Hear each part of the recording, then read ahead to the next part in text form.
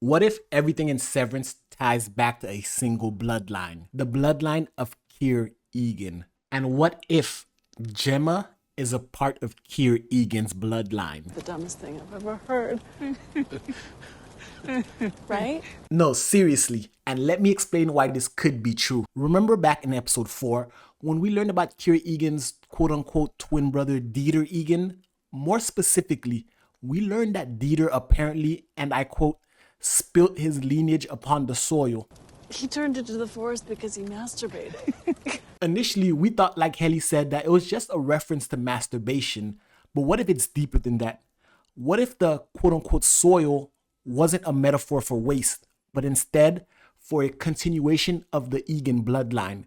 What if Dieter secretly shared his DNA with someone, and now, generations later, there are descendants of Dieter Egan walking around completely unaware of their connection to Lumen? And what if Gemma is one of them? In episode 7, bloodline and lineage plays a huge role throughout the episode. The deeper we look, the more connections we find.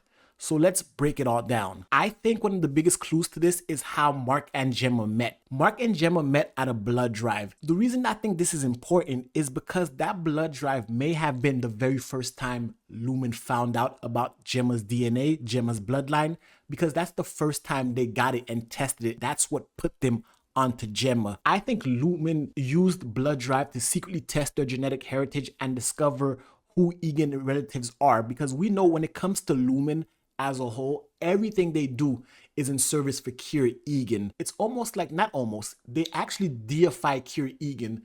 And the fact that they were able to find Gemma with this adds a whole new layer into why I think Gemma might be related to Kier Egan. Because even after that, if we follow the flashback between Gemma and Mark, we see that after the blood drive, her and Mark got together, they started having a wonderful life. They tried to have a child.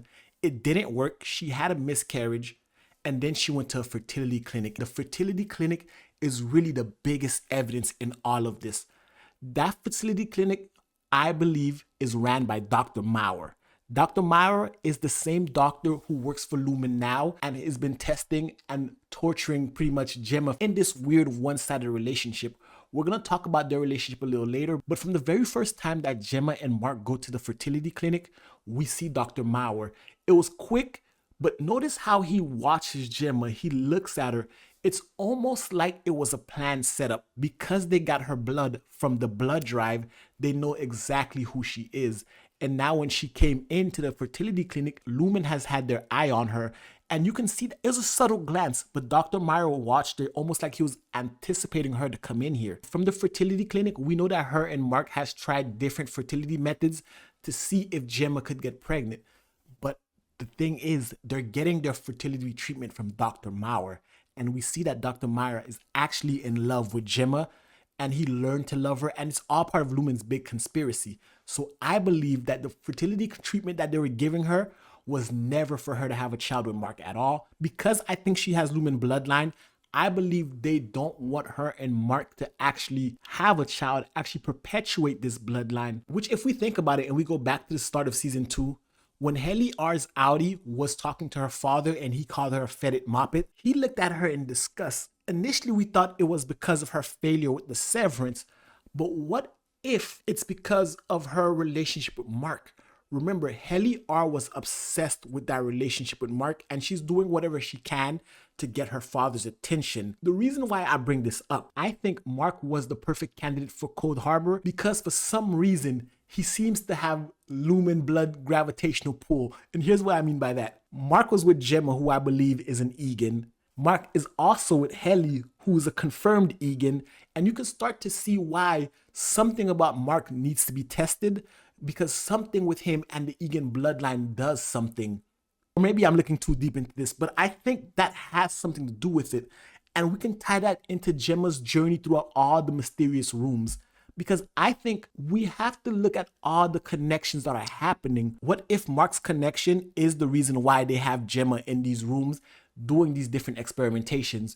Remember, she was going to the Wellington room, the Billings room, the Lucknow room, all those rooms eventually to end up in the Cold Harbor room.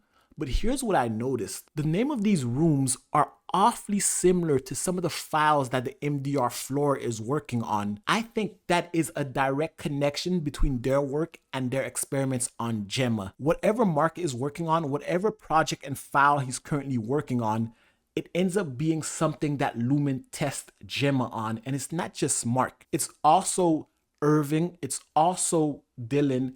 And more importantly, Helly R.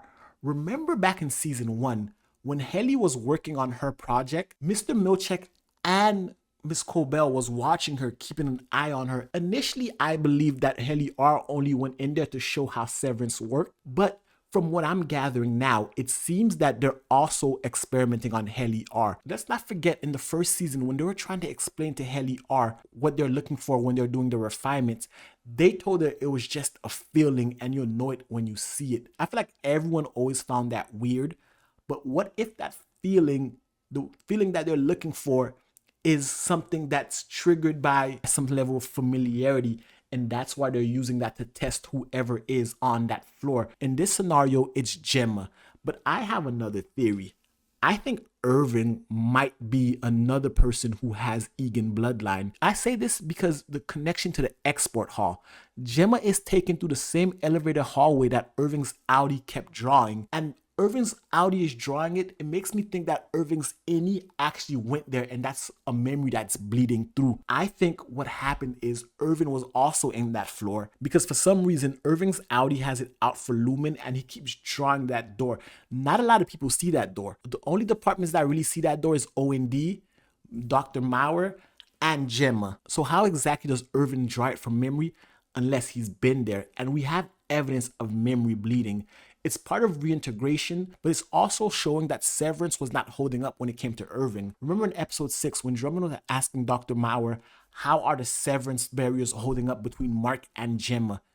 And he says they're holding up fine, but what if when it came to Irving, they weren't holding up so well, which is why it's bleeding? It's not lost on me that when Drummond went to Irving's house, he knew exactly where to find his secret stash, and Irving has a picture of his father, showing that there has to be some sort of connection with his father and Lumen as well. Don't even get me started on Bert and Fields, who are actively watching Irving and inviting him over. They already let it slip that Lumen has been doing this for over 20 years when Severance is quote unquote a new thing. I want to ask you guys a quick question.